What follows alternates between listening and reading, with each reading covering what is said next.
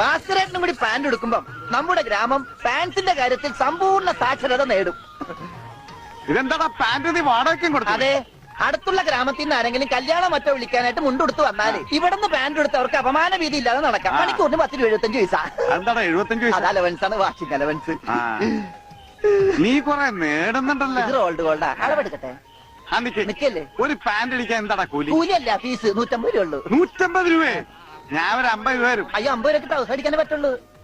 Trouser മതി. എന്നാ അളവെടുക്കട്ടെ? ഇതെന്താ? ട്രൗസർ ആകുമ്പോ വള്ളി വേണ്ടേ? വള്ളി വേണ്ട, വള്ളിക്കുള്ള തുണി തയ്യില്ല. ആണോ? അപ്പൊ ഇവിടെ എടുക്കാം.